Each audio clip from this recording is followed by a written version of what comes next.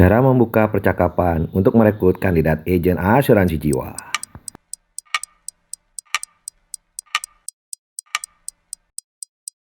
Yang kita coba untuk tanamkan di awal kakak-kakak ketika kita merekrut sebenarnya adalah jangan jadikan mereka sebagai produser,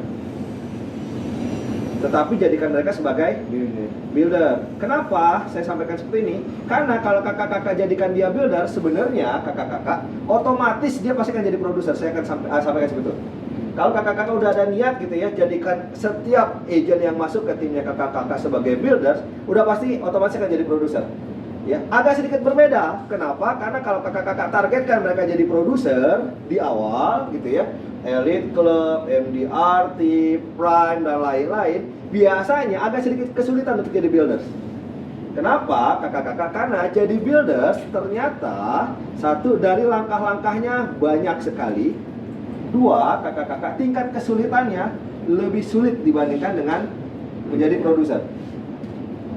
Kenapa saya bilang lebih sulit? Nanti saya sampaikan ya, karena tahapan-tahapannya berbeda. Tetapi jaminan dari saya, kalau sudah terbiasa jadi builders, produser akan jadi gampang. Agak sedikit terbalik, kalau sudah terbiasa jadi produser, jadi builder pasti akan malas banget. Kenapa? Karena ini paling mudah nih Bapak Ibu. Ya, beda ya Bapak Ibu. Kalau udah kebiasaan ngerjain yang sulit, kerjain yang mudah jadi tambah mudah nggak? Mudah. Tapi kalau terbiasa kerjain yang mudah, ketemu pekerjaan yang sulit, biasanya jadi gampang nyerah. Betul ya Bapak Ibu? Ini prinsip nih. Ya. So Bapak Ibu, saya sampaikan sekali lagi, better ketika Bapak Ibu ketemu seorang calon agent, yang dipikirkan adalah ini dulu. Nah, sebelum kita ketemu Bapak Ibu dengan buildersnya, satu Bapak Ibu harus muncul kata ini dulu. Makanya sering saya sampaikan sekali lagi, apa dominant thoughts? Dominant thoughts adalah pikiran dominan yang muncul di kepala Bapak Ibu ketika ketemu orang pertama kali. Ya, kakak dengan kakak siapa? Saya kayaknya baru ketemu. Mita. Kakak Mita ya. Kakak Mita jadi pebisnisnya asuransi jiwa. Baru ya. Berapa lama? Ada 2 bulan? 1 bulan ada? 2 minggu. Rekrutmennya Tio. Hampir sebulan ya. Hampir sebulan. Ya? Ada lebih dari 2 minggu ya. Iya. Oke.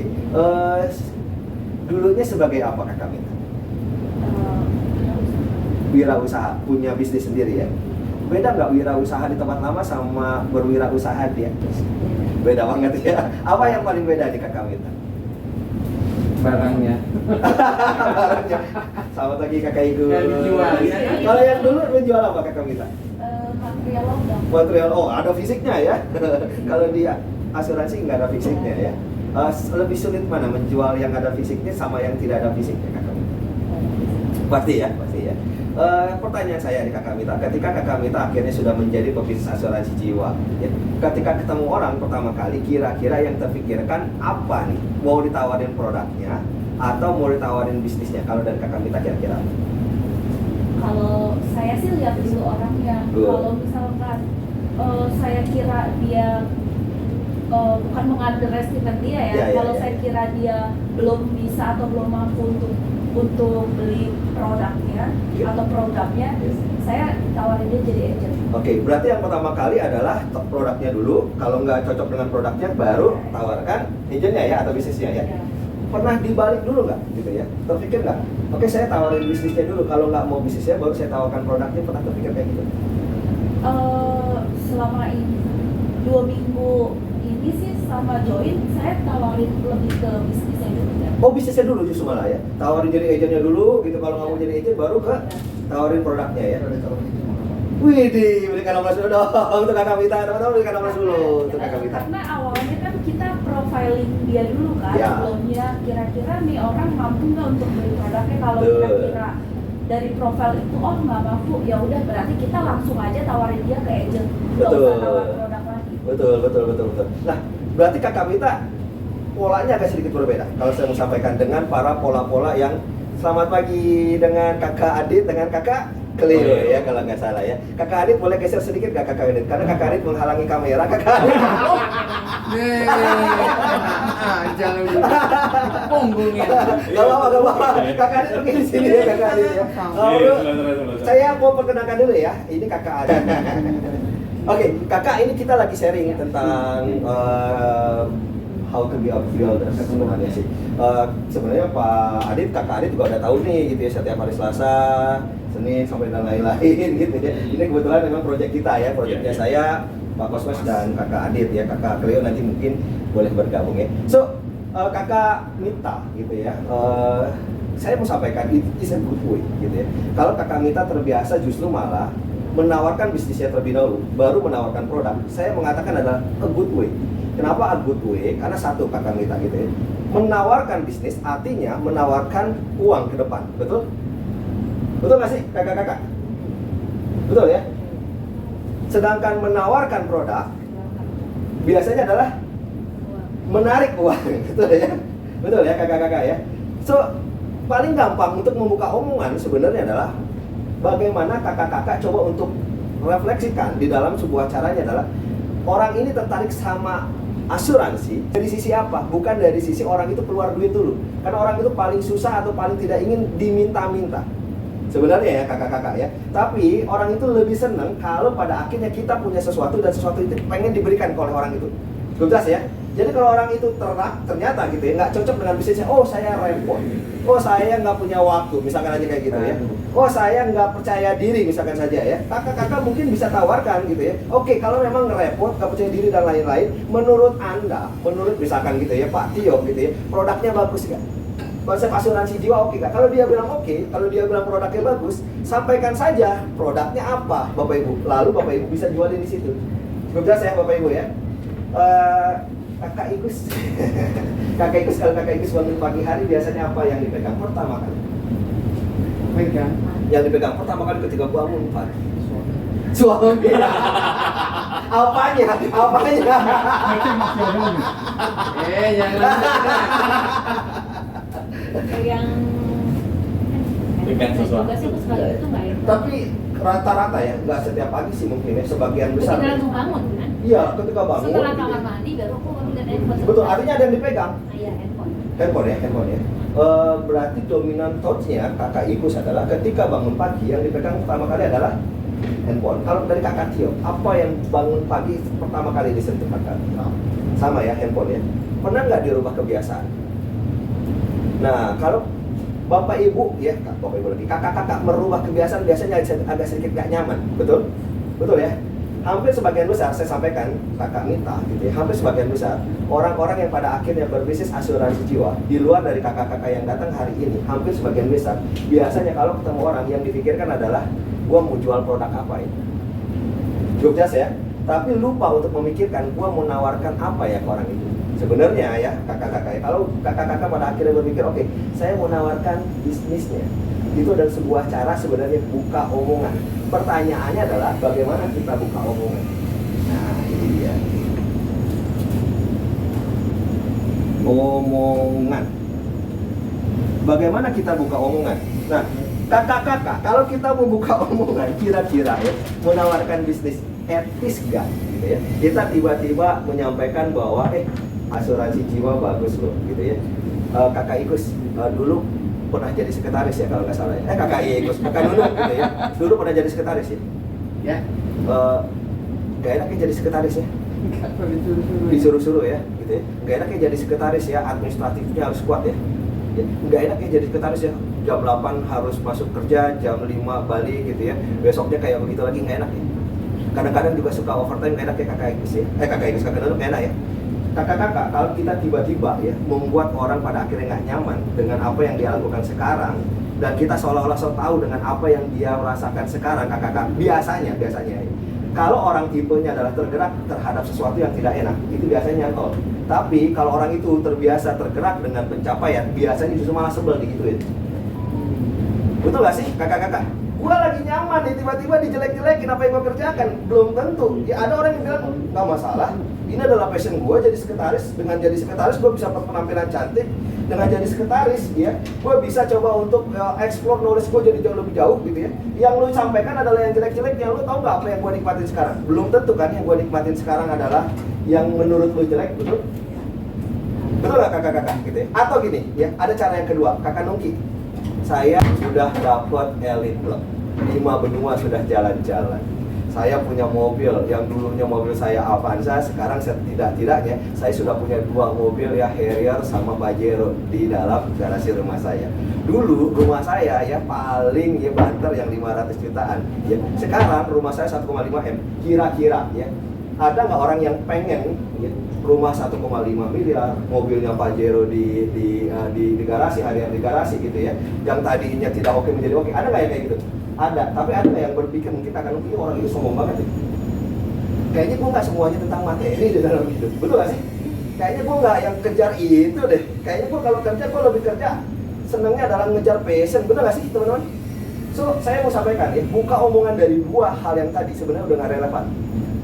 Satu, ya, jelek-jelekin pekerjaan orang atau latar belakang orang. 2, ngebagus-bagusin apa yang kita punya itu sebenarnya udah nggak relevan. Cukup jelas kakak-kakak? Saya akan bicara tentang konsep kakak-kakak ya, bahwa merekrut itu sebenarnya ada 4 tahapan. Ini adalah cara fact findingnya kita. Sebelum yang tadi disampaikan oleh Pak Kus mas interview, ini adalah cara fact findingnya. Yang pertama, kakak-kakak, orang itu masuk di level tidak tahu dan tidak mau. Kita mau geser nih salah satunya ya. Kira-kira yang mau kita geser adalah dia tahu dulu atau mau dulu ya. Ini kan dua-duanya berarti belum tergerak nih gitu ya. Mau kita geser taunya dulu atau maunya dulu? Taunya dulu. Kalau dari kakak Ikus taunya dulu. Kakak dengan kakak siapa sih lupa kakak? Deborah. Kakak Deborah.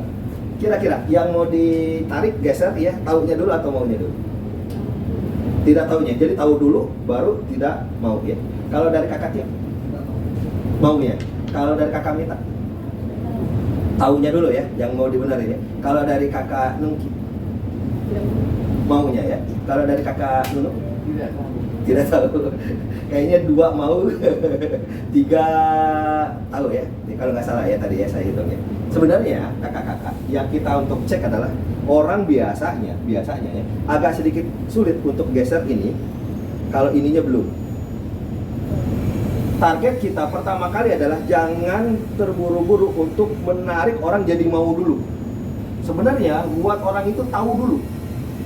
So, geserlah dia tahu, tapi is okay kalau dia tidak mau sebenarnya. Pelan-pelan aja. Ibarat kenalan sama cowok. Betul. Yang penting tahu dulu. Betul.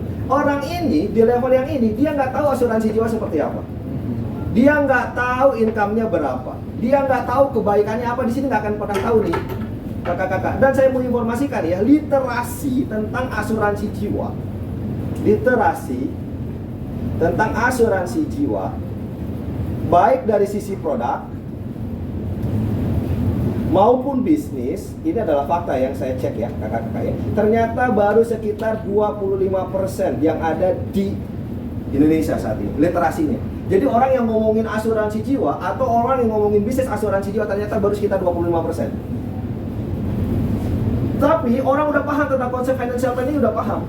Konsep nabung itu udah paham, konsep bekerja udah paham, konsep untuk berbisnis udah paham. Hanya saja mereka nggak tahu tentang produk asuransi jiwa dan bisnis asuransi jiwa. So, kakak-kakak, target pertama kakak-kakak adalah buat orang pertama kali apa? Tahu dulu. Tahu, yes. Ini dulu nih kakak-kakak, jangan terburu-buru untuk buat orang mau, kakak-kakak. Kenapa? Karena kalau kakak-kakak nggak sering ngomong tentang keindahan-keindahan di bisnis asuransi jiwa, tentang keindahan-keindahan menjalankan bisnis asuransi jiwa, tentang kebaikan-kebaikan di bisnis asuransi jiwa, jangan harap orang itu mau. Jangan harap. Pertanyaannya adalah bagaimana orang jadinya tahu, caranya seperti apa? Oh, kakak Mita deh, kan kakak Mita udah jalan nih. Supaya orang akhirnya tahu keindahan-keindahannya, caranya gimana? Kalau kita nggak boleh flexing, kita nggak boleh nyakitin. Caranya gimana? Supaya orang akhirnya tahu. Yes? Diinfo. Apa yang diinfo? Contoh, saya lagi ketemu sama kakak Mita nih di dalam sebuah reunian gitu ya. Kira-kira kakak Mita ketemu saya apa nih yang diobrolin? Tentang kerjaan. Tentang kerjaan. Contoh? Ya, tahu dulu dia kerjaannya apa. Betul. Kira-kira, penghasilannya berapa. Oke. Oke, itu berarti fact finding ke sayanya ya. Tapi supaya saya tahu apa yang dilakukan oleh Kakak Mita kerjanya apa, bisnisnya apa, terus perusahaan Kakak Mita kayak gimana, industrinya Kakak Mita apa gitu. Gimana saya bisa tahu Kakak Mita? Ya, aku lebih tahu. Langsung? Enggak ya? Ada caranya? Ada. Gimana caranya? Kalau aku sih mau coba peluang lain nggak, Oke. peluang usaha lain nggak. Yes.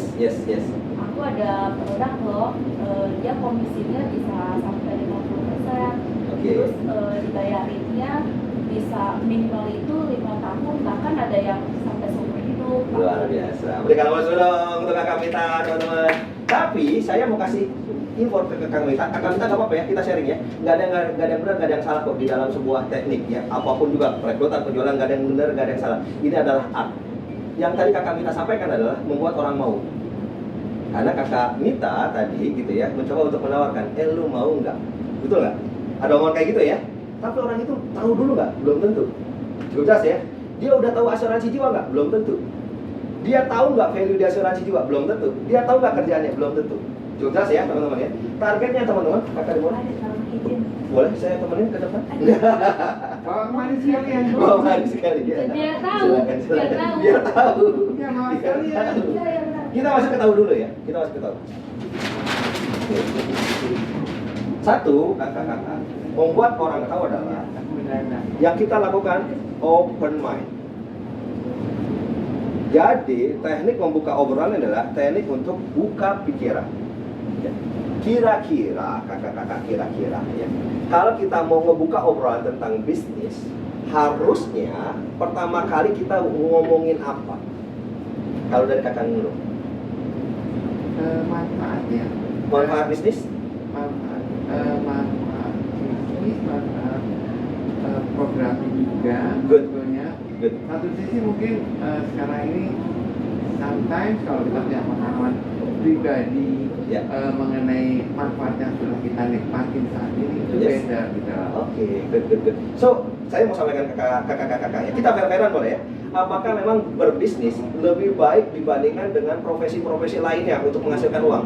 Ada bekerja, ada selain berbisnis, ada profesional gitu ya, ada berinvestasi. Apakah berbisnis itu jauh lebih baik dibandingkan dengan cara-cara yang lainnya dalam menghasilkan uang? Enggak juga. Kita mau fair-fairan ya. Tapi boleh nggak kalau kita cerita dari sudut keindahan dari bisnisnya? Boleh? Boleh. Saya mau cek ya kakak-kakak ya. Kalau kita mau open mind, setidak-tidaknya kita open mind tentang konsep. Kenapa? Karena orang nggak mau berbisnis karena satu hal biasanya, yaitu adalah resiko dalam bisnis yang mungkin akan muncul. Nah, ini kita harus open dulu nih. Kira-kira resiko dalam bisnis yang akan muncul apa, kakak-kakak? Kalau kita berbisnis, kira-kira kita resikonya apa sih? Kalau dari kakak ini? Kita bisa saja. Apapun dalam berbisnis, jangan asuransi aja, tapi apa rugi ya? Oke. Kalau di bisnis itu nggak ada apa biasanya kakak ini? Kita nggak dapat apa yang ternyata dapat dalam bekerja, gitu. Ternyata dapat ketika dia menjadi profesional. Di bisnis itu nggak dapat apa? Jaminan ya. Jaminan apa? Jaminan hari tua. Oke, good. Jaminan kesehatan dan lain-lain. Good.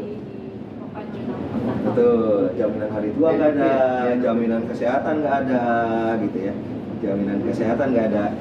Jaminan apa lagi yang nggak ada biasanya? Yang rutin setiap bulan? Gaji ya. Gaji. Oke. Kita mau fair-fairan ya. Ini nggak ada dong di bisnis. Dan orang kalau kita mau tawarin bisnis, biasanya nggak mau. Pasti karena ini. Namanya kalau bekerja kan pekerjaannya tuh udah ada. Jadi kita tambah Betul. kerjaan ada. Rutin. Rutinitasnya ada. Rutinitas. Betul. Template, pola gitu ya. Ya.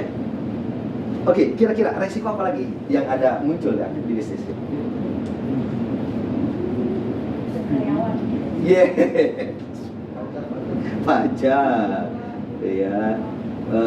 Apa namanya, tim ya. Ini resiko-resiko yang lainnya ya. Ini first, ini biasanya second, dan mungkin akan ada layer-layer lainnya. Ketika orang kita tawarin bisnis biasanya nggak mau, banyak banget. Betul ya kakak-kakak ya? Betul, betul. Sekarang kakak-kakak kita harus bermain konsep untuk bisa open mind. Kita harus nawarin konsep. Apakah memang iya kalau ternyata di bisnis asuransi jiwa tidak ada fixed income ini dulu? Apakah iya di bisnis atau di bisnis asuransi jiwa itu nggak ada income secara fix atau income secara tetap? Kalau dijalanin, ternyata nggak juga. Kita dengarkan testimoni dari orang yang sudah berpuluh-puluh tahun menjalankan asuransi. Bu Iwes, apakah emang ya di asuransi jiwa nggak ada fixed income? Kan kita ada renewal income kan, Yes, yang yes, itu juga yes, ada. yes, Jadi yes, yes. setelah berjalan, mungkin kalau baru berasa ya. Ya. Kalau sudah berjalan, kita pasti dapat income. Good, good. Kalau dari kakak Nunu, apakah iya gitu ya, di bisnis asuransi jiwa tidak ada fixed income? Tapi paling tidak itu ada yang bisa diharapkan gitu kan. Oke. Itu sebenarnya, jadi kita bisa oh ya tadi ada renewal lah, ada dari keaktifan agen yang Betul. paling tidak ada harapan gitu loh. Betul, betul. Tanpa harus menjelekkan. Walaupun nggak fix. Yes, tanpa harus menjelekkan di sana kakak-kakak. Yang kita harus rubah adalah konsep dulu ya, konsep.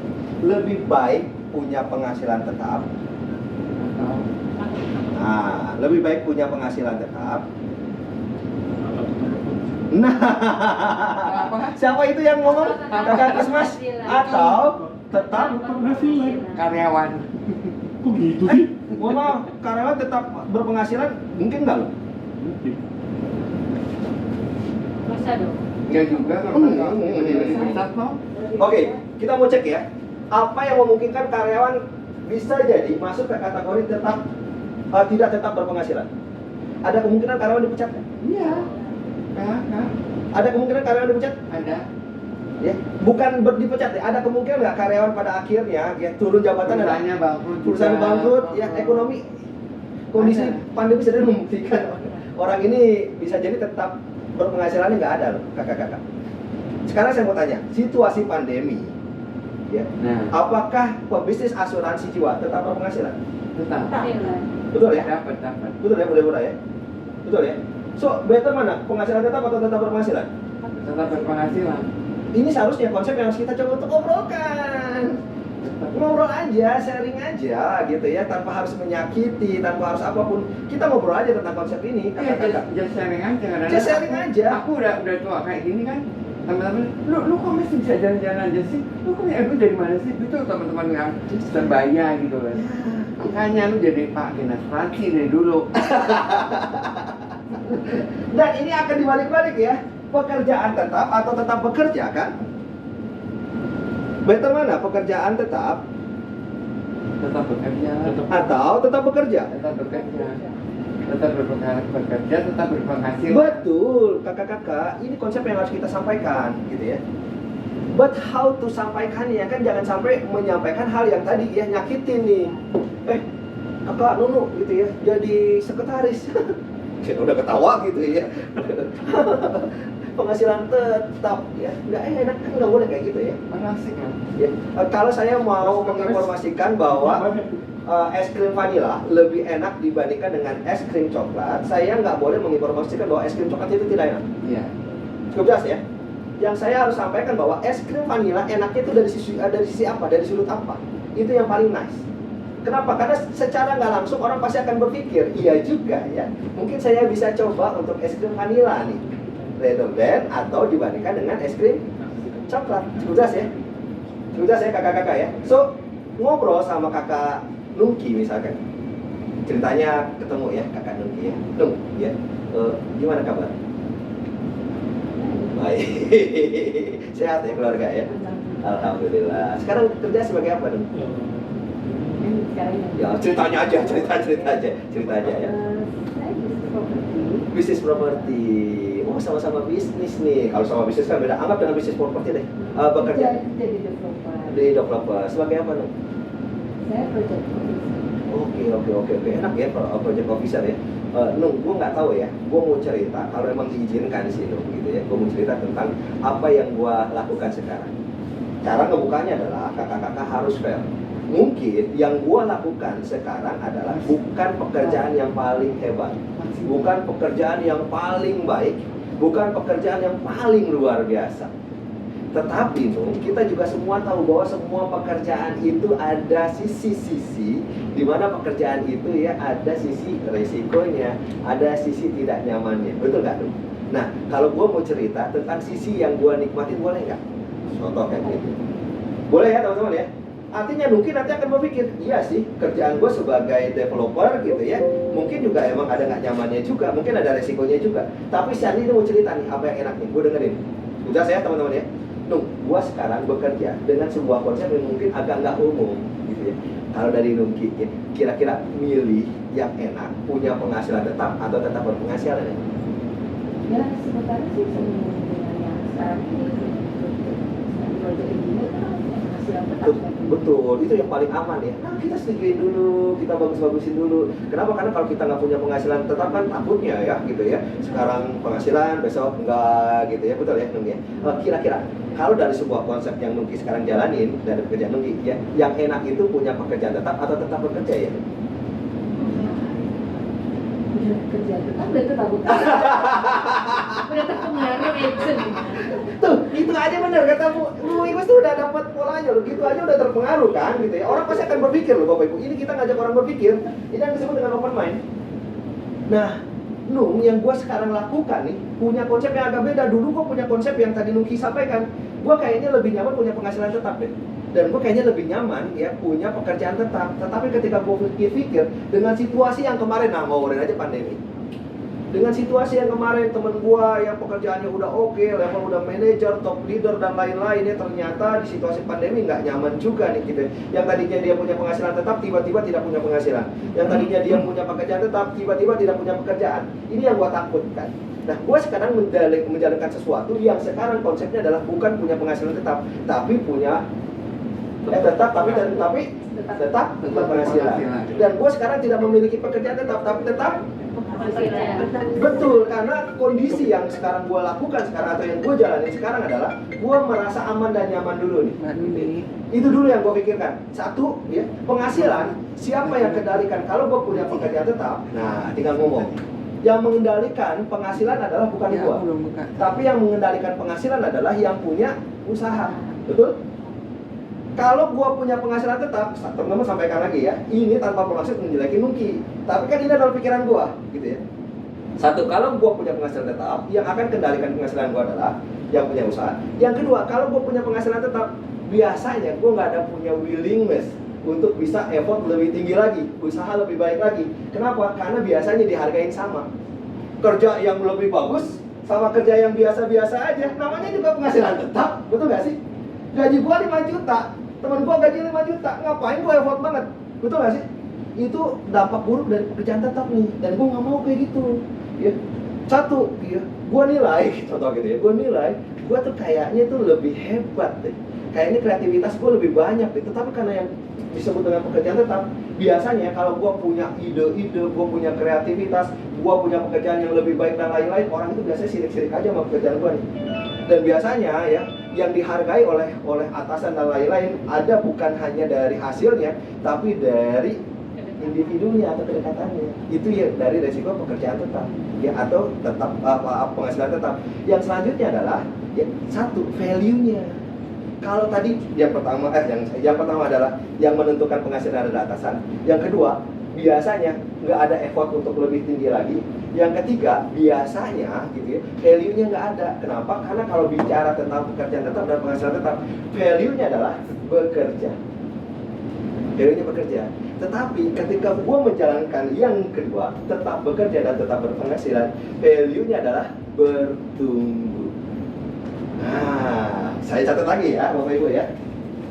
Kalau kita punya tetap berpenghasilan, maka satu, ya, penentunya adalah saya, penentu penghasilan.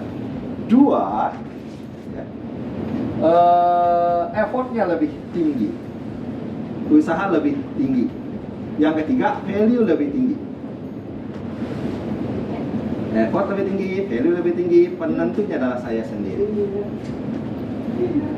Cukup jelas Bapak Ibu? Nah, kalau saya punya kendali terhadap penghasilan saya, tentunya saya nggak pengen bulan ini penghasilannya 5 juta, bulan depan itu tetap 5 juta. Tahun ini 5 juta, tahun depan 5 juta. Saya nggak pengen, karena itu konsep penghasilan tetap. Kan tetap penghasilannya, betul nggak sih? Saya pengen bulan ini 5 juta, besoknya jadi 10 juta, boleh nggak? Di dalam pekerjaan sekarang saya, itu memungkinkan. Tetapi ada timbal baliknya. Kalau saya punya penghasilan sekarang 5 juta, dan bulan depan saya punya penghasilan 10 juta, berarti saya harus memaksa diri saya, kreativitasnya jadi jauh lebih tinggi, usahanya jadi jauh lebih tinggi, kebijaksanaannya lebih tinggi, kecerdasannya lebih tinggi, dan lain-lain. Makanya saya harus belajar dan kerjanya lebih keras. Makanya ya, saya effortnya lebih tinggi di sini. Itu yang saya lakukan sekarang. Pertanyaannya adalah, kalau saya tetap punya penghasilan tetap, sekarang 5 juta, besok 5 juta, saya mau belajar nggak? Belum tentu. Ya penghasilan sama aja gitu ya. Saya mau bekerja lebih keras nggak? Belum tentu. Tidur-tiduran di rumah ya setelah pulang kerja juga nggak masalah. Tapi kalau saya punya penghasilan 5 juta, besok kan jadi 10 juta, malam itu biasa saya berpikir kemana saya harus ketemu orang ya, ngapain saya, gimana saya harus belajar dan lain-lain. Itu efeknya. Yang selanjutnya adalah value. Kalau saya punya pekerjaan tetap, ya, saya pengen terus bertumbuh. Kalau saya punya pekerjaan tetap, saya biasanya nggak mau lebih baik lagi. Tapi kalau saya punya tetap berpenghasilan dan tetap bekerja, biasanya saya ingin terus bertumbuh. Makanya saya bukan bekerja di sini, tapi saya bertumbuh. Kenapa? Karena makna kelahiran saya di muka bumi diutus oleh Tuhan bukan untuk bekerja, tapi diutus oleh Tuhan adalah bertumbuh. Hari ini harus lebih baik daripada hari kemarin, hari esok harus lebih baik dari hari ini. Itu yang disebut dengan konsep tetap berpenghasilan dan tetap bekerja. Kira-kira kalau dibuka kayak gini enak nggak Bapak Ibu? Budaya kira-kira kalau dibuka kayak gini orang jadi merasa risih nggak? Enggak ya? Bu Ibu kira-kira kalau orang buka gini risih nggak? Enggak ya? Kan ngobrol doang, betul ya? Kalau Bu Nuki, kalau saya ngobrol kayak gini, risih nggak? Enggak ya? Tuh, back lagi ya, skripnya ya. Saya ulang lagi skripnya untuk buka omongan. Nuki, gue mungkin sekarang punya pekerjaan yang nggak semuanya perfect, nggak lebih baik dari pekerjaan manapun juga, nggak hebat. Biasanya kan kalau orang mau presentasi bisnis, seolah-olah pekerjaan itu pekerjaan Mahadewa ya. Bisnis kita kayaknya bisnis yang paling bagus, betul ya. Asuransi jiwa ini kayaknya yang perfect, padahal nggak juga, betul nggak sih? Ya. Tapi ketika saya rubah cara ngomongnya, mungkin pekerjaan gue itu bukan pekerjaan yang paling bagus. Bisnis gue itu bukan bisnis yang luar biasa banget gitu ya. Ada kok nilai-nilai yang mungkin resikonya, ada kok nilai-nilai yang nggak enaknya juga ada. Tetapi semua pekerjaan bukan kayak gitu. Kan kita ngomong kayak gitu ya. Nah, kalau gue mau cerita mungkin ya tentang pekerjaan yang menurut gue ya sedang gue nikmati sekarang, boleh ya? Tanya lagi, Nungki, kalau Nungki lebih milih mana? Pekerjaan tetap atau tetap bekerja? Tuh, Nungki kalau Nungki lebih memilih ya, memilih mana? Penghasilan tetap atau tetap berpenghasilan? Tetap berpenghasilan, tidak ngobrol. Nungki, ya gua dulu sama kayak lu, ya, punya dua konsep yang gua pengen rasanya gitu ya, lebih aman, lebih nyaman kalau punya penghasilan tetap dan pekerjaan tetap. Tapi gua pikir-pikir dampak pandemi kemarin gitu ya, punya dua hal itu nggak bagus. Kenapa? Karena kalau punya dua hal itu, satu Nungki ya, kalau gue punya penghasilan tetap, yang punya kendali terhadap penghasilan gue adalah bukan gue. Yang punya kendali terhadap penghasilan tetap gue adalah yang punya bisnisnya, yang punya usahanya. Kalau yang punya usahanya mau mecat gue suatu waktu, boleh nggak? Terserah dia gitu ya. Dia yang punya, betul nggak sih? Kalau misalkan kondisi ekonomi memungkinkan dia untuk akhirnya memutus hubungan sama gue, boleh nggak? Boleh, kan dia yang punya, betul ya? Dan yang kedua, Nungki, kalau gue punya penghasilan tetap, biasanya gue nggak ada effort yang lebih baik lagi ya. Gue nggak ada keinginan untuk terus belajar. Karena apa? Karena antara gue sama lu gitu ya, penghasilan sama 5 juta, kalau gue terlalu effort banget kan rugi, betul nggak sih? Sama-sama 5 juta, lu 5 juta, gue 5 juta gitu ya. Ngapain gue ada effort? Nah, gue nggak mau tenggelam seperti itu, Nungki. Yang selanjutnya gitu ya, yang gue pahami tentang makna kelahiran di muka bumi adalah gue nggak harus bekerja. Gue bukan diwajibkan bekerja oleh Tuhan, tapi gue diwajibkan untuk bertumbuh. Hari ini harus lebih baik dibandingkan dengan hari esok. Hari esok lebih baik dibandingkan dengan hari ini. Makanya gue nggak punya konsep sekarang penghasilan tetap atau pekerjaan tetap. Ya, kenapa? Karena penghasilan tetap dan pekerjaan tetap tidak memungkinkan gue untuk memiliki value untuk bertumbuh. Cukup jelas ya? Nyambung tuh di situ. Enak ya Bapak Ibu ya bukanya ya? Jelas ya Bapak Ibu ya? Saya mau kasih tahu ke Bapak Ibu, ini bukan dari kepala saya ide. Ini yang saya dapat kemarin ketika belajar dari Gordon Hu punya konsep. Waktu di kelas King's Club sebenarnya. Cuma saya sederhanakan bahasanya dengan bahasa yang simple. Ya. Kalau Gordon Hu itu namanya adalah rethinking work, rethinking work, understanding opportunity. Ya, dia coba untuk ambil konsep ya pekerja tetap apa ya? Employment dan employability. Kalau saya ambil konsep tetap bekerja dan bekerja tetap. Sudah saya Bapak Ibu ya, relevan untuk ngomongin kayak gini? Bisa dipakai? Nggak mengada-ada ya. Baru Bapak Ibu, ketika Bapak Ibu sudah membuat orang tahu, tugas selanjutnya adalah Bapak Ibu buat orang mau. Dia tahu, dia mau. Yes, Bu. Tadi ya, Boleh. waktu kita membuat orang tertarik dulu untuk tetap berkomunikasi dan melakukan kerja. Kalau gimana ya, kalau dia merasa saya sebagai pekerja itu karena basic pendidikan saya engineer. Yes. Jadi total saya Apa bisa nggak? Ya. Bisa nggak? Nanti cocok nggak nih, gitu ya? Tadinya kan saya engineer nih, terbiasa dengan technical gitu ya. Kalau pada akhirnya saya punya penghasilan, tetap berpenghasilan dan tetap bekerja seperti kamu gitu ya. Biasanya gitu ya, lebih ke people nanti. Contoh kayak gitu kan, kamu ketemu orang gitu ya. Cocok nggak nih nanti? Nah ini belum selesai Bapak Ibu ya. Tenang. Karena yang kedua adalah bikin orang mau. Setidak-tidaknya dia tahu konsepnya dulu, ya, ID-nya dulu tentang bahwa di kita ini ada sebuah idea tentang satu, ya, tetap berpenghasilan dan tetap bekerja. Buat dia mau, caranya kayak gitu, Bu. Orang itu pada akhirnya merasa bahwa apa yang dia lakukan sekarang semuanya tetap cocok-cocok saja di bisnis asuransi jiwa. Jelas? Ini yang kedua, buat orang mau. Nah, ini dia. Kalau cara buat orang mau, kakak-kakak, caranya adalah bukan tentang presentasi income, bukan tentang presentasi bisnis, bukan tentang presentasi produk, bukan kakak-kakak. Kalau membuat orang mau.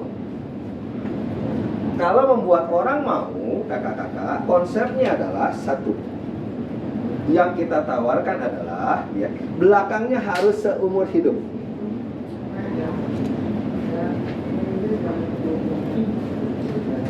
Belakangnya harus seumur hidup. Ya. Ada 3 kata seumur hidup. Seumur hidup. Seumur hidup. Nah, apa 3 yang seumur hidup yang harus kita tawarkan? Karena konsepnya adalah tetap bekerja dan tetap berpenghasilan. Ini yang kuncinya. Untuk tetap bekerja dan tetap berpenghasilan, kunci adalah seumur hidup ketika dia berada di sini. Sudah? Yang pertama, tolong jangan ditawarkan tentang income, bisnis, produk gitu ya, penghasilan dan lain. Tapi yang ditawarkan adalah learning seumur hidup. Learning seumur hidup yang kita tawarkan pertama kali akan menjawab seperti yang tadi gunung kita disampaikan. Tapi kan saya adalah engineer, tapi kan saya adalah dokter, tapi kan saya adalah administrator, tapi kan saya adalah technical gitu ya. Bapak Ibu, bagusnya di bisnis asuransi jiwa, Bapak Ibu akan pertama kali dapatkan adalah learning seumur hidup. Not just income seumur hidup, not just income yang terlalu besar, ya, mengada-ada dan lain-lainnya karena itu sudah usang, ya kita tawarkan itu, tapi tawarkan learning seumur hidup. Bapak Ibu sekarang saya mau tanya, di bisnis asuransi jiwa diajarkan nggak ya bagaimana memahami psikologi orang? Ya. Oh silakan Ibu, selamat datang. Dan Ibu siapa? Ibu Evelyn, teman-teman berikan nomor dulu dong untuk Bu Evelyn. Ini kita lagi sama-sama belajar ya Bapak Bu Evelyn ya, lagi belajar tentang konsep-konsep di bisnis asuransi jiwa ya. Bapak Ibu, kakak-kakak ya, di asuransi jiwa diajarkan nggak ya belajar bagaimana memahami psikologi orang? Diajarkan nggak? Diajarkan nggak? Di asuransi jiwa diajarkan nggak ya gimana caranya menggunakan digital teknologi? Diajarkan nggak? Di asuransi jiwa diajarkan nggak caranya berhitung? Financial, komunikasi, komputer, administrasi. Bapak Ibu cek ya, ada 18 skill yang ternyata di dunia Kalau Bapak Ibu pelajari skill ini, maka Bapak Ibu akan menjadi orang hebat dimanapun juga. Dan ternyata ketika saya cek 18 skill ini kayak tadi, administratif, komunikasi, psikologi, financial, matematika, negosiasi gitu ya, komputer, digitalisme dan lain-lain, semua ternyata diajarkan di asuransi jiwa. Jaminan dari saya. Diucap saya Bapak Ibu ya. Dan kalau saya mau kasih tahu ke Bapak Ibu, kalau mau belajar satu nilai kursusnya aja rupiahnya itu gede banget. Iya. Di asuransi jiwa semuanya diberikan secara free. Dan di asuransi jiwa goodnya adalah Bapak Ibu ya, semuanya setiap saat setiap waktu itu di-upgrade. Saya mau tanya ke Ibu Nunu ya, Bu Nunu gabung di asuransi jiwa tahun berapa Bu? 2001. Dulu diajarkan cara komunikasi Bu? Kalau Lembang diajarin. Kalau yang di asuransi Bu? Oh diajarin. Diajarin ya? Cara ngajarin, cara komunikasi dulu sama sekarang beda nggak Bu? Beda. Kakak Nunu aja sebagai saksi ya. Berapa tahun Kakak Nunu? Berapa puluh tahun di asuransi Kakak Nunu? 23 ya. 23 ya. Makanya yang bikin aku suka di sini, aku sekarang udah umur 75. Yes.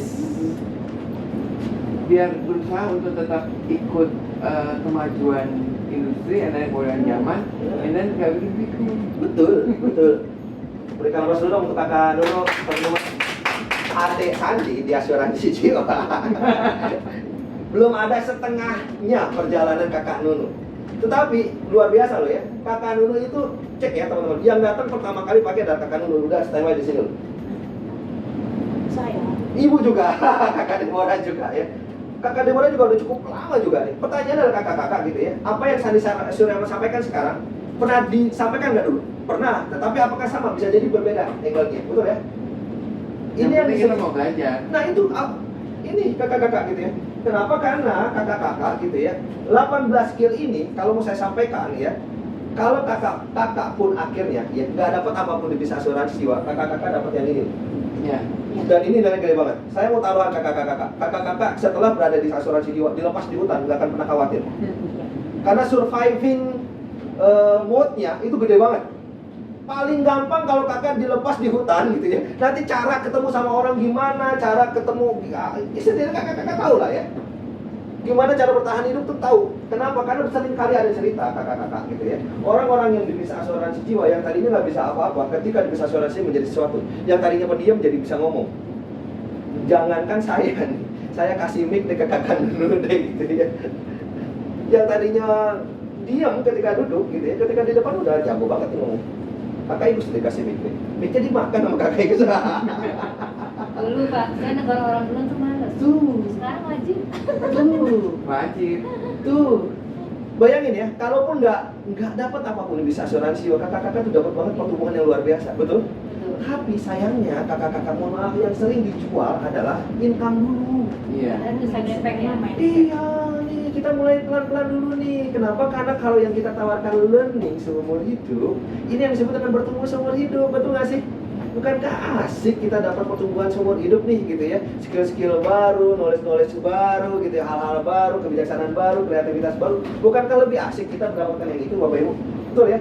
Karena kalaupun nggak dapat apapun bisa asuransi jiwa, kakak ibu terapkan di bisnis manapun juga, di pekerjaan manapun juga, Bapak Ibu pasti akan menjadi sangat luar biasa. Kakak-kakak pasti akan menjadi luar biasa. Jelas? Paling tidak kita bisa ikut perkembangan zaman lah. Nah, Enggak ya di luar tua jangan awal banget. betul, betul. Harus up to date banget. Saya cek ya. Kakak dulu. Tadi scan QR code. Dulu pernah pakai scan untuk absen? Absen. Sekarang udah pakai QR code. Lebih cepat mana kakak dulu? Ya? Absen pakai kertas atau absen pakai ini? Ini udah. Ya. Udah nggak buang-buang kertas gitu ya, karena itu kayu tuh kakak-kakak gitu ya. Berapa pohon yang harus kita tebang dengan kertas, betul nggak sih? Pokoknya nggak ada masa pensiun deh. Nah, itu dia gitu ya. Dan ini yang luar biasa, yuk kakak-kakak kita sampaikan. Yang luar biasa ya di asuransi jiwa cara ngomongnya gitu ya. Kalau kita udah open yang tentang konsep penghasilan tetap dan tetap penghasilan, yang luar biasa di asuransi jiwa gitu ya. Gua dapet long life learning. Yang tadinya gue nggak bisa ngomong jadi ngomong. Yang tadinya gua nggak pintar untuk berhitung, akhirnya jadi jago berhitung. Yang tadinya gua nggak tahu konsep tentang perencanaan keuangan, akhirnya gua bisa perencanaan keuangan. Yang tadinya gua gaptek, nggak tahu teknologi, jadi tahu teknologi. Yang tadinya gua nggak bisa tuh ya bernegosiasi, jadi tahu bernegosiasi. Cucu gua dia bilang, ini jadi lagi kita apa sih? Nah, Uci manjung ya. kaget tuh dia main Zoom. Cucu-cucu kita atau anak-anak kita belum tentu loh semayan kita loh Zoom-nya loh. Gimana update background-nya gitu ya, pakai filter-filter, kita mungkin lebih jauh daripada mereka. Pernah nggak sih kita tertawakan atau ceritakan ini? Pernah nggak sih kita berbangga diri bahwa ternyata di asuransi jiwa itu loh yang saya dapetin dari kakak Igus gitu ya. Kakak Igus dulu pendiam gitu ya, ketemu orang mungkin lebih banyak diamnya sekarang. Ini teman-teman. Nah itu dia buktinya ya. Banyak ya. Berubahnya luar biasa ya. Yang tadinya groomingnya saya biasa-biasa aja, kalau ketemu orang berpenampilan biasa-biasa aja, sekarang saya udah mulai agak sedikit memperhatikan penampilan. Betul nggak sih? Setidak-tidaknya kalaupun mempercantik atau memperindah diri ya, bukan hanya untuk menyenangkan orang lain, tapi kita bersyukur dengan apa yang telah diberikan oleh Tuhan kepada kita. Betul nggak sih? Kalau kita nggak ngerawat diri kita kan kayaknya Tuhan malas juga gitu ya. Udah dikasih tapi nggak ada rawat atau nggak lebih baik lagi. Betul nggak sih? Grooming diajarkan loh di asuransi jiwa. Enak nggak kalau kita ngomong kayak gitu? Bu Nunu, ya, Bu Nunu, Kak Nunu, gitu. Kak Nunu merasa ditawar-tawarin nggak kalau saya ngomong kayak gitu? Enggak ya? Ke Kak Mita merasa ditawar-tawarin bisnis nggak kalau saya ngomong kayak gitu? Enggak ya? Smooth ya ngomongnya ya? Kakak Deborah, kalau saya ngomong tentang bisnis asuransi udah dapat pembelajaran seumur hidup gitu ya, merasa kayak ada tawar-tawarin sesuatu nggak? Enggak ya? Cerita aja. Yang kedua, ya, kakak-kakak ya, coba cerita tentang social impact seumur hidup. Nah, ini dia nih. Ya, jangan penghasilan dulu, penghasilan nanti ya kan tetap dijelaskan karena memang inti dari bisnisnya tetap penghasilan, tapi social impact yang seumur hidup nih kakak-kakak gitu ya. Nah, kalau dulu saya paling malas untuk nolong orang, sekarang jadi rajin nolong orang. Karena konsep di bisnis asuransi jiwa tetap konsepnya adalah tolong menolong. Ya. Gak usah pakai bahasa-bahasa syariah ya, konsep dana tawaru orang jadi kayak gimana gitu ya. Konsepnya dana tawaru ribet ya. Konsep tawaru lah, ya muamalah lah, pusing lah ya. Akad tijaroh lah, gak ada riba, gak ada maisir. Ya. Udah, konsepnya adalah tolong menolong. Ya. Niatnya gitu ya adalah tolong menolong. Saya punya asuransi jiwa, kalau tidak terjadi sesuatu sama saya ya, tetapi terjadi sesuatu sama yang lain ya, ada kemungkinan saya menolong orang lain loh. Contoh kayak gitu ya. Sampaikan Bapak Ibu ya. Nah, yang luar biasa ya, ketika saya menjalankan bisnis asuransi jiwa, niat saya nggak semata-mata untuk membesarkan dompet saya, tapi niat saya semata-mata adalah untuk membuat orang lain yang hidupnya saat ini baik, besok tetap baik-baik saja. Itu jelas ya? Yang tadinya oke, besok oke-oke saja. Setidak-tidaknya dampak dari resikonya tidak terlalu drastis dalam hidupnya. Karena yang saya yakinin, ada kewajiban juga setiap manusia. Jaga 5 perkara sebelum 5 perkara. Gampang jangan perkara-perkara ya. Jaga 5 hal sebelum 5 hal. Jaga sehat sebelum sakit.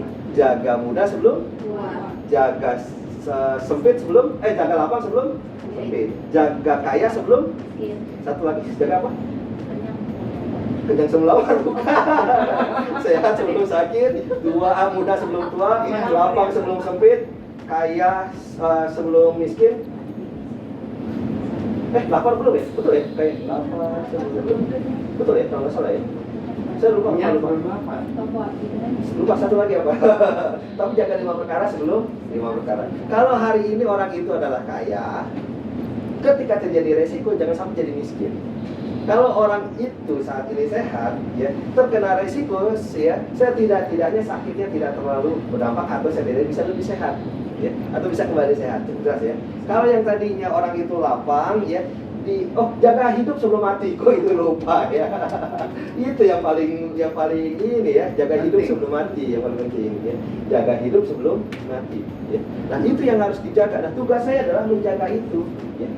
untuk orang-orang mempunyai kesiapan atau memiliki penjagaan itu. Toh ketika kita pernah sama-sama dengar cerita Nabi siapa ya, yang 7 tahun harus Nabi Yusuf. Nabi Yusuf ya. 7 tahun ketika panennya luar biasa gitu ya, sama ya pacaklik ya. 7 tahun ya ternyata pacaklik nih, kan itu adalah sebuah konsep ya, jaga kaya sebelum miskin. Ini harus kita jaga nih, kayaknya kita saat ini gitu ya, berharap tetap kaya di masa yang akan datang, setidaknya yang tidak berdampak lebih luar biasa. Nah, artinya saya memiliki pekerjaan yang memiliki nilai sosial atau dampak sosialnya tinggi. Bayangkan, guru dikenal sebagai pekerjaan yang mulia, dokter dikenal sebagai pekerjaan yang mulia. Ya. Dan saya berharap tetap itu, karena pekerjaan mereka adalah pekerjaan yang memiliki sosial impact yang tinggi. Pertanyaannya, ada banyak yang belum tahu ternyata seorang pebisnis asuransi jiwa pun memiliki nilai sosial yang tinggi juga.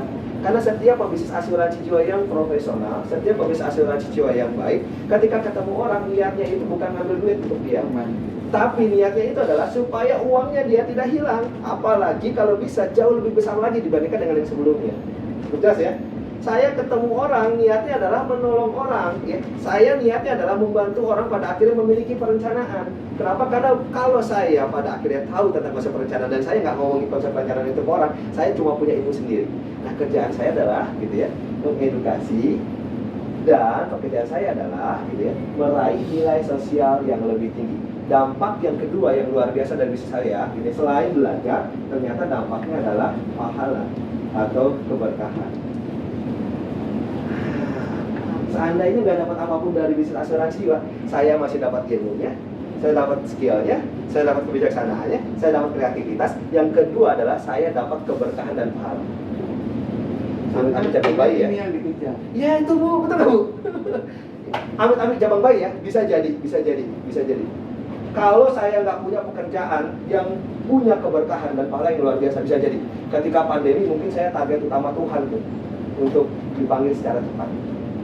Gak ada berkahnya, betul gak sih? Gak ada manfaatnya di dunia ini. Ya udah dipanggil aja cepat, betul gak sih teman-teman? Ya, kakak-kakak. Tetapi ketika saya mungkin masih merasa Tuhan merasa saya memiliki manfaat ke orang, ya.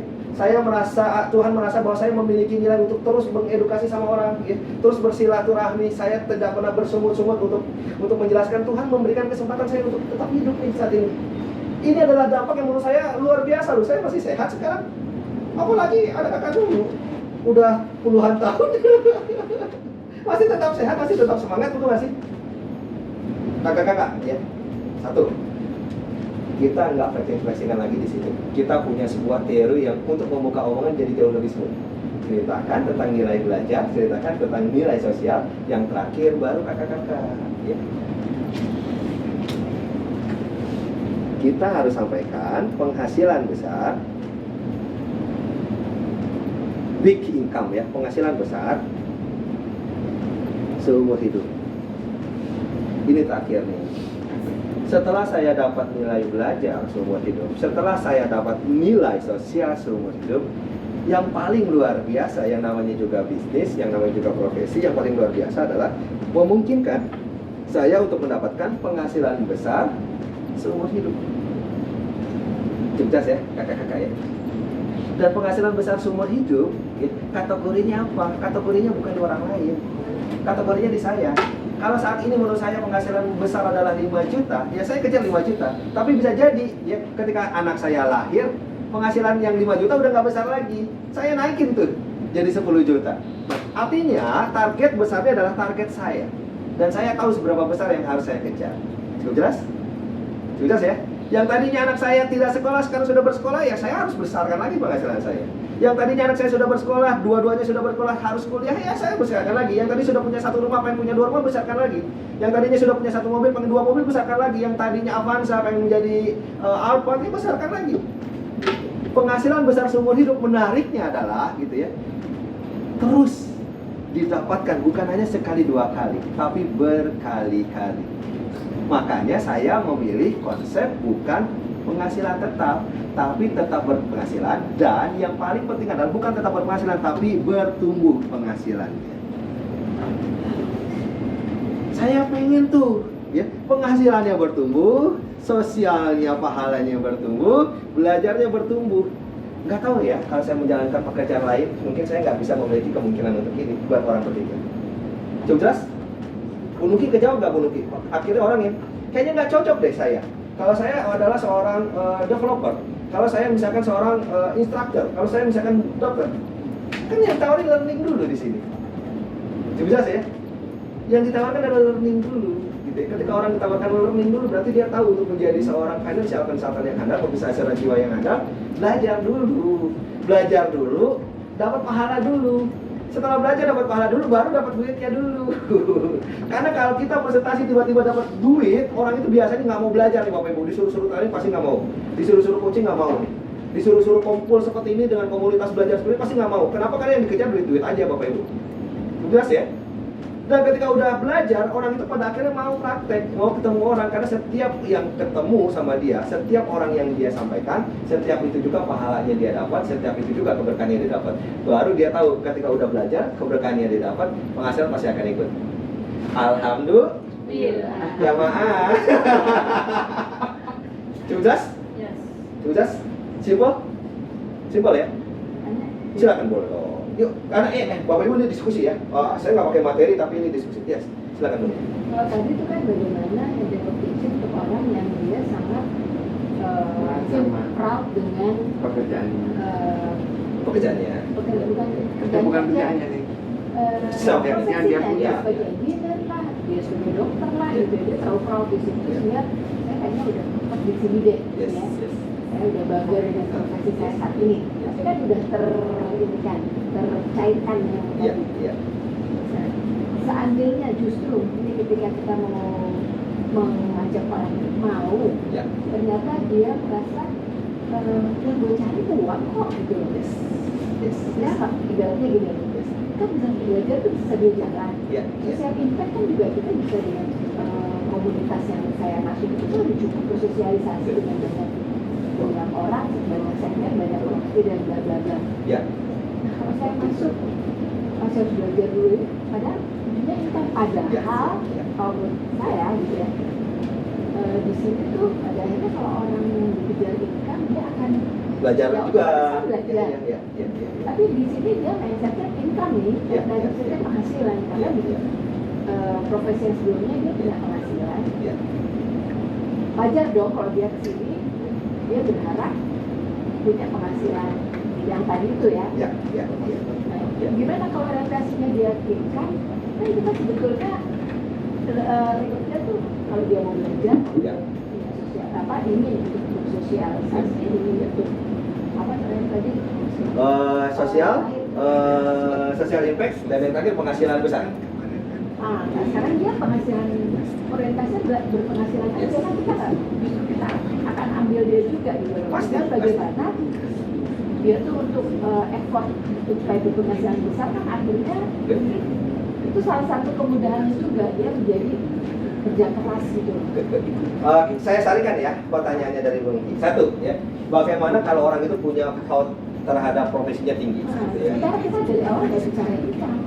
Sementara kita dari awal tidak berbicara tentang income gitu ya. Kedua gitu ya, kalau orang tersebut ya secara langsung belak-belakan dan lain-lain ya udahlah lo ngomong apapun juga gitu ya. Yang gue tuju adalah income. Cukup jelas ya kakak-kakak ya. Bagaimana menyikapinya? Satu kakak-kakak ya. Satu, yang saya sampaikan di sini adalah tidak mutlak. Artinya kakak mau rubah untuk penghasilannya dulu, baru sosialnya, baru learningnya is okay. Ya. Yang dari awal nggak ada masalah. dia udah kelihatan ini orang Ya, tiba-tiba mau dirubah nih ke penghasilannya dulu gitu ya. Yang learningnya disampaikan terakhir nggak ada masalah. Ya. Hanya saja sebenarnya kakak-kakak yang saya sampaikan seperti ini adalah urutan-urutan untuk apa? Untuk dapat komitmen. Kalau kita tiba-tiba saja ya tidak menawarkan learning seumur hidup, mohon maaf, orang itu hanya berada di asuransi jiwa hanya untuk money. ya, ada loh. Ada. Good nggak Bapak Ibu? Bisa jadi good karena orang itu termotivasi untuk lebih baik secara income, tetapi bisa jadi tidak good. Kenapa? Karena orang-orang yang terbiasa hanya mengejar uang biasanya mengabaikan pelayanan, biasanya mengabaikan informasi yang disampaikan. Karena tujuannya adalah ujung-ujungnya closing aja, ujung-ujungnya produksi aja, betul? jadi not bad by patient. Betul. Nggak pakai Tapi anti. biasanya mereka akan capai angka tertentu, Yang namun itu udah tidak hilang. maksimal. Bisa jadi. Iya. Bisa jadi. Dan Bisa jadi. juga Bisa jadi. Kembangkan juga bertumbuh. Betul. Ya. Betul. Betul. Tumbuhannya Betul. nggak Boro-boro jadi leader. Betul. Itu udah orientasinya udah. So, ini sebenarnya satu kesatuan yang bisa jadi alat seleksi buat Bapak Ibu juga, buat jadi kakak-kakak juga. Karena apa? Karena mau nggak mau kakak-kakak tetap ya, saya mau kasih tahu ya kakak-kakak ya, paling gampang untuk bisa ngerekrut orang, paling gampang hanya dari sisi ini aja. Paling gampang. Paling gampang ya, ngomongin ini aja deh. Asuransi jiwa bagus, duitnya banyak, bisa dapat duit jalan-jalan ke luar negeri gitu ya, dapat apapun juga paling gampang ini. Tapi mohon maaf Bapak Ibu ya, saya mau sampaikan ya, sampai kapan pada akhirnya bisnis asuransi jiwa disama-samain dengan misalkan saja ya money game, pyramid bisnis gitu ya. Saya nggak jelek-jelekin MLM ya, tapi bisnis jaringan yang menurut saya gitu ya, justru malah lupa menginformasikan yang ini dan yang ini. MLM good, tapi ada MLM yang hanya bisnisnya aja yang kita lakukan. Mengejar itu Iya, iya betul gak sih? Topnya. Betul. Dan pada akhirnya persepsi tentang bisnis asuransi jiwa jelek, ya karena ya itu kesini lagi nih, gitu ya. Memang Pak, pengalaman pribadi. Silakan. Learning social impact yang sebenarnya Ya. itu kita punya penghasilan itu yang Ya. membuat seorang itu kan gini, kalau kita seperti di asuransi teman-teman juga lain pasti banyak godaan nih, tawaran-tawaran pekerjaan tetap lah, tawaran-tawaran pindah ke industri yang Itu, sama iya. dan lain-lain. Dan hal ini yang membuat kita nih punya nilai kenapa kita Tetap bertahan ya Iya, di iya, pilihan iya, kita di iya, sini. iya, iya. Dan saya mau sampaikan ya Bapak Ibu ya, kalau orang seperti ini tadi Ibu sampaikan, benar ya kakak-kakak gitu ya, bisa jadi dia hebat bisnisnya bisa jadi banget gitu ya. Bisa. Agency director, top producer bisa jadi ya, tapi bisa jadi nggak loyal terhadap pekerjaan ya satu, nggak loyal terhadap perusahaannya dua, gitu. Nggak loyal terhadap produknya. Kenapa? Karena kalau ada duit yang lebih baik, ya, Iya. Pasti dia akan kabur. ya namanya duit sampai kapanpun juga sekali lagi ya kita menggunakan uang atau kita digunakan oleh uang kan beda ya. Kita menggunakan uang artinya kita atur uang untuk apa? Atau justru malah kita kejar aja uang terus gampang banget nih kakak-kakak gitu. Secara nggak langsung kakak Nungki ini adalah alat untuk menseleksi kakak Nungki sebenarnya.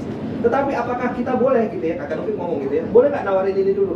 Boleh, tapi jangan lupa nawarin ini juga dan ini juga supaya orang apa? Supaya orang tetap mau belajar, bertumbuh, yang diinformasikan selalu benar. Jelas ya? Yang kedua adalah dia belajar, tetapi dia punya keinginan juga nih, nggak melulu tentang komisi, tapi misinya dulu didepankan. Nggak melulu tentang duit, tapi pelayanan yang kedepankan. Cukup jelas ya? Sehingga ini akan jadi kesatuan kakak-kakak. Yes. Tapi ini dulu boleh nggak urutannya di atas ini? Boleh. Cukup jelas ya kakak-kakak ya? Betul. Betul. Yang kedua, pertanyaan dari Kak Nuki yang pertama adalah tentang comfort zone. Konsep comfort zone. Nah, ini dia. Jangan sampai kakak-kakak merekrut ya, tetapi konsepnya adalah menghilangkan comfort zone. Nggak ada orang yang mau hilangin comfort zone. Nggak ada. Saya sampaikan, nggak ada yang mau ya. Kakak Nungki ya, yuk rubah comfort zone. Yuk ya, menjadi tidak nyaman untuk kesuksesan. Mana ada orang yang mau? Udah dapat comfort zone gitu ya. Orang yang tadi kan tidak comfort nih, ketika bekerja dapat comfort zone dong. Terus disuruh keluar dari comfort zone, mana ada yang mau, betul nggak sih? Contoh ya, dokter. Nah, ya contoh dokter. Apa yang membuat dokter nyaman terhadap pekerjaannya? Income oke dong. Income oke. Apa yang membuat dokter nyaman terhadap pekerjaannya? Dokter. Bantu orang. Oke. Apa yang membuat orang nyaman sebagai dokter? Dia punya pride. Pride, bangga. Dibutuhkan. Dibutuhkan. Oke, betul, dibutuhkan. Apa yang membuat orang nyaman terhadap dokter sebagai seorang dokter? Kalau kakak minta, dokter itu apa yang membuat dia nyaman sebagai dokter? Dia udah semuanya. Masa? Banyak banget nih orang bangga jadi dokter tuh banyak banget. Bapak ibu belum jadi dokter aja. Yes, gengsi. Oh udah pride ya. Udah pernah. Udah lagi. Calon mantu ideal. Nah, disayang mertua ya. Enggak, aku nggak mau. Gak mau bu punya mantu dokter. Oke, Bangga gitu. semangat pagi. Semangat pagi kakak-kakak. Semangat pagi. Saya mau tanya kakak-kakak. Kalau dia nyaman dengan apa yang dia dapat sekarang, kira-kira ketika dia jadi pebisnis asuransi jiwa, dia masih tetap dapat nggak yang dia udah dapat sekarang? Dapat. Sekarang saya mau sampaikan, ya, cara bermainnya adalah bukan menghilangkan ini, tapi caranya adalah meningkatkan apa yang udah dia dapat. Bisa jadi double, dia nggak harus hilangin ini kok. Dia boleh nggak jadi dokter tapi jadi pebisnis asuransi jiwa, boleh nggak? Boleh. Boleh. Banget. Boleh. Tapi kalau dia jadi pebisnis asuransi jiwa terjun langsung, ya, hilang nggak yang dia udah dapat? Enggak. Karena saya mau ngomong, ya. Toto ya. Bawah hilang nggak? Nah, cek ya. Kita cek ya. Kita cek nanti gimana kayak gini. Contoh Kakak Nuki adalah dokter, ya. Kakak Nuki, saya dulu pengen jadi dokter. Tapi sekali lagi gitu ya, mungkin saya nggak mampu nih, ada keterbatasan saya untuk jadi dokter. Tetapi Kakak Nuki, pekerjaan sekarang saya lakukan kayaknya mirip-mirip deh dengan pekerjaan dokter. Boleh? Kakak Nuki gitu ya, Kakak Nuki ketika jadi dokter pasti nyaman. Kenapa? Karena punya income yang gede. Di pekerjaan sekarang saya income-nya juga saya rasa sama oke-nya loh dengan Banyak kan lagi. banyak. Tapi ya. Kakak Nuki yang luar biasa dari seorang dokter bukan hanya income yang gede, tapi bisa ngebantu orang. Dan ternyata di pekerjaan sekarang saya juga membantu orang, Kakak Nuki. Oke juga. Kakak Nuki di pekerjaan Kakak Nuki gitu ya, punya pride yang luar biasa sebagai seorang dokter. Kenapa? Kan dokter ya biasanya dipandang sebagai pekerjaan yang terhormat dan lain-lain. Di pekerjaan saya juga kayak gitu. Seorang financial planner adalah seorang yang ternyata berdasarkan informasi di Google adalah pekerjaan yang nomor 1 punya penghasilan paling tinggi. Iya, baru pengacara. Baru pengacara. Itu Kakak Demar ada tahu. Baru pengacara. Pride-nya gede loh. Dokter konsultan kesehatan. Dokter konsultan kesehatan, saya keputusan keuangan. Dokter hadir ketika orang setelah sakit, saya hadir sebelum orang sakit. Kita kerjasama nih dok. Kita sama-sama membantu gitu ya. Dokter dibutuhkan nggak masyarakat? Dibutuhkan. Seorang financial planner dibutuhkan di masyarakat? Dibutuhkan. Yang luar biasa dok, kita sama-sama disayang waktu baru. Tugas ya. Artinya sebagai seorang dokter dia nggak harus hilang comfort zone-nya. Entah dia masih mau tetap jadi dokter tapi jadi pebisnis asuransi jiwa, boleh? Boleh. Entah dia pada akhirnya nggak mau jadi dokter tapi jadi pebisnis asuransi jiwa, yang jelas comfort zone-nya nggak hilang. Kita tidak menghilangkan comfort zone. Yang kita lakukan adalah kita nambahin comfort zone-nya menjadi lebih baik. Pilihannya yang mana? Ya pasti nambahin, betul? Sekarang mau tanya, guru ya, sama nggak pekerjaan sebagai pebisnis asuransi jiwa? Apa yang membuat guru nyaman? Mengedukasi. Agen asuransi jiwa mengedukasi? Iya. Apa yang membuat nyaman sebagai seorang guru? Ya, mendidik. Agen asuransi jiwa mendidik. Betul ya? Polisi, ya, polisi. Apa yang sama sebagai seorang polisi itu samanya sebagai pebisnis asuransi jiwa? Sama-sama melindungi, sama-sama memproteksi, betul ya? Sama-sama bekerja untuk masyarakat, betul? Kamu jadi ketawa melindungi. Melindungi. Iya. Ibu rumah tangga, ya saya ibu rumah tangga. Ya. Jangan membuat ibu rumah tangga itu tidak nyaman kalau dia akhirnya menjadi pebisnis asuransi jiwa. Sama-sama memiliki waktu yang luang nggak? Sama. Ya. Sama-sama berusaha untuk anak-anak nggak? Sama. Betul nggak sih teman-teman? Ya. Sama-sama menyalurkan hobi rumpi. Sama-sama menyalurkan hobi rumpi nggak? Ketemu sama ibu-ibu nggak? Sama. Apa yang berbeda sebagai ibu rumah tangga? Betul Iya, nggak? rumpi bermanfaat. Rumpi dapat duit lagi. Tapi rumpinya bermanfaat. Jadi kalau Gunung kita ketemu sama orang yang prestisnya gede, ya, tolong jangan hilangkan comfort zone-nya.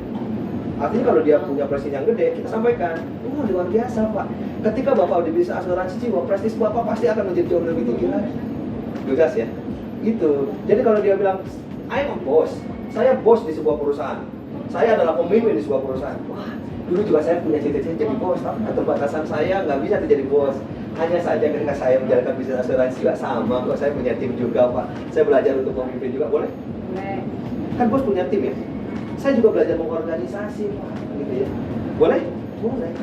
Itu yang luar biasa. Nah, apalagi ketika Bapak menjadi pebisnis asuransi jiwa, Bapak sudah punya tim di tempat Bapak yang lama, Bapak punya tim lagi di Aksa Financial Indonesia Pak, di bisnis asuransi jiwa. Bukankah nanti tim Bapak akan menjadi pemimpin besar? Bapak akan menjadi orang atau pemimpin yang skupnya lebih luas lagi. Kita ceritain. Jelas? Kita jawab? Ini nggak salah ya. Gak salah. Ada pertanyaan lagi teman-teman? Terakhir ya teman-teman ya. Sebelum nanti Pak Kosmas tutup sesinya. Kan ini belum kejawab.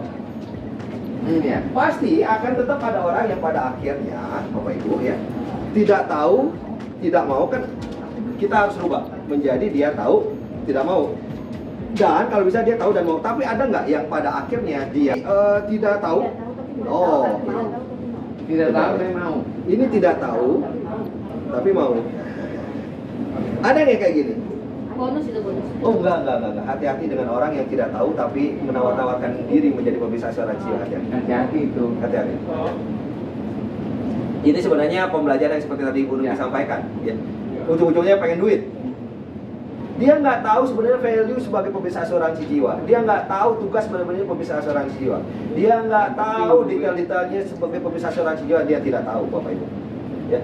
Pada akhirnya Bapak Ibu, ketika dia akhirnya gabung, kalau dia tidak tahu tiba-tiba dia mau, ya tiba-tiba ya Bapak Ibu ya, dia gagal, yang disalahin pasti akan Bapak Ibu. Dia pasti akan gampang banget menyalahkan Bapak Ibu. Biasa kayak gitu. Yang luar biasa adalah ketika dia tidak tahu, tetapi dia mau, Bapak Ibu lihat ya, maunya karena apa? Karena biasanya maunya cuma satu hal, yaitu adalah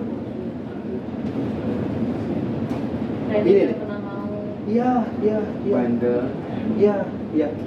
Hati-hati Bapak Ibu. Artinya ketika Bapak Ibu lakukan proses yang tadi Pak Kosma sampaikan, interview, ini adalah flow-nya nih. Dan ini yang disampaikan sebenarnya Bapak Ibu antara pra-BOP dan BOP. Sampai sini nih Bapak Ibu. Di sini kalau dia tidak tahu tetapi mau Bapak Ibu, sebaiknya ulang dulu prosesnya ke sini. Make sure dulu, jelasin lagi tadi. Lo tahu nggak perbedaan konsep fixed income dengan tetap memiliki income? Ya, income fix. Lo tahu nggak konsep pekerjaan tetap bekerja?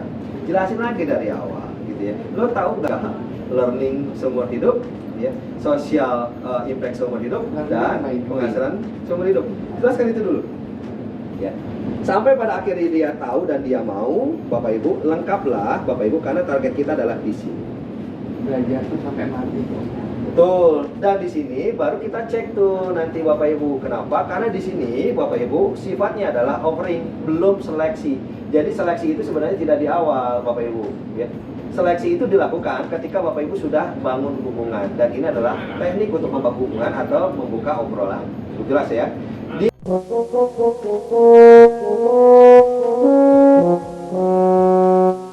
Jika menurut Anda video ini bermanfaat, silakan like, subscribe, serta bagikan video ini. Terima kasih.